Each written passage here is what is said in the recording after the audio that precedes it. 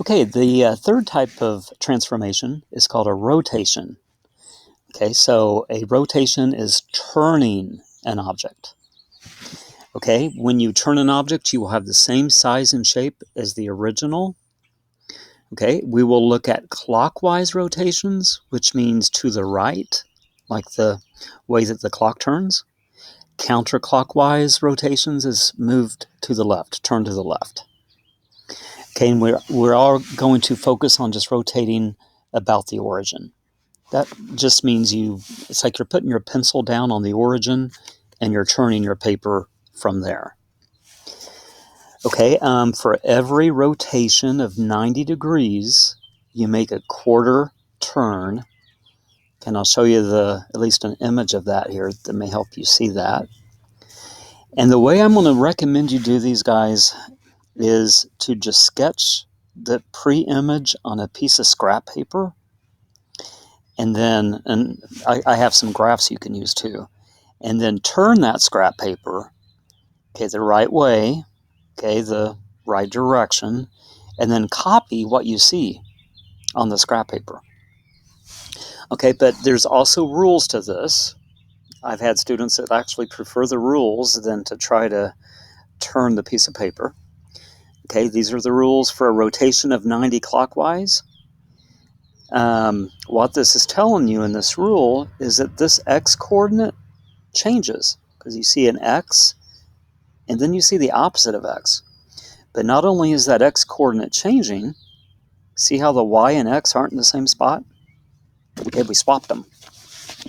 Okay, so for a rotation of 90 degrees clockwise, we change the x coordinate to its opposite and you swap them. Okay, 90 degrees counterclockwise, okay, this is the rule. Notice that y is mapped to negative, the opposite of y, but it's in the wrong spot. Okay, so for a rotation of 90 counterclockwise, you change the sign of the y, and then you swap the two numbers you have. Okay, for a rotation of 180, xy maps to negative x, negative y. Okay, opposite x, opposite y, which means both the x and the y just change sign. Okay, nothing is swapped. Okay, and as you practice these, you're going to realize that rotating 270 clockwise is the same as rotating 90 counterclockwise. So you're going to be seeing some of these rules twice. Okay, but I'll have those there for you to use. But again, most kids, at least my 8th graders, did better if they just sketched the picture on graph paper and turned the paper. Okay, let me show you a few things that may help.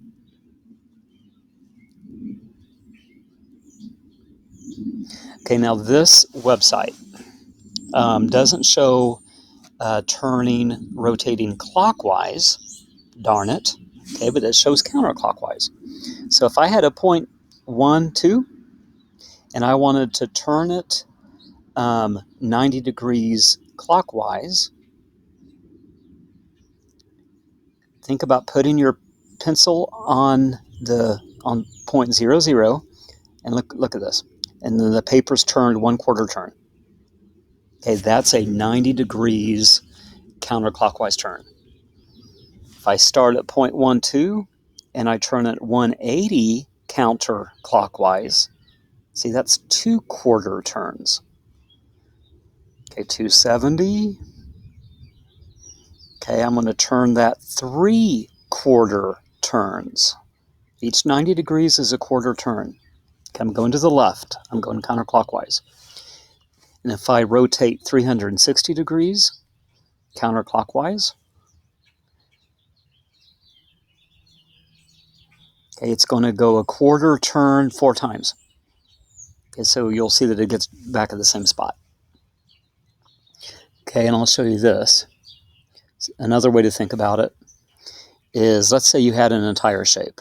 Okay, this doesn't show the coordinate grid actually turned, but it's still helpful.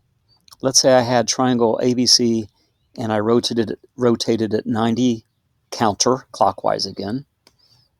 Okay, notice how it jumped a quadrant. I went from quadrant 1 to quadrant 2. And then for 180, I'm jumping another quadrant. Okay, every time I move 90 degrees, rotate 90 degrees, I end up in another part of the graph. Okay, 270. So I went to the next quadrant. Okay, just something to think about. When you go to the IXL lesson, again, I would get a scrap piece of paper if I was doing this problem. If it said rotate this 270 degrees counterclockwise, okay, I would get a scrap piece of paper. I would copy this down. I would turn my paper 3/4 turns counterclockwise, and I would draw what I see. Okay, but since I can't really show you that on with this video, I'm just going to use the trick. The shortcut for a rotation of 270 counterclockwise is to change the x-coordinate sign and swap them. So for point A, okay, point A is 9, 2. Okay, I'm going to change 9 to -9, and then I'm going to swap them. So that's going to be 2, -9. Okay, 2, -9.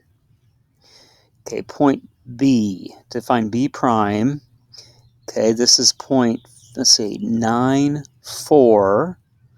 So I need to change 9 to -9, and then switch those two around so it's 4, -9. Okay, so here's 4, -9. Right there.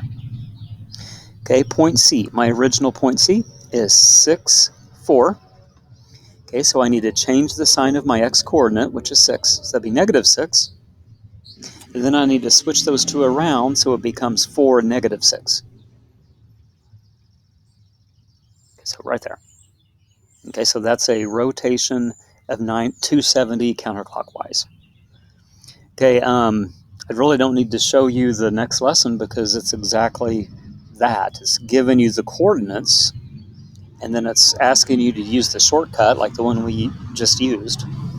Okay, you may want to avoid the second lesson, especially on rotations, but just get some practice and let me know if I can help you at all.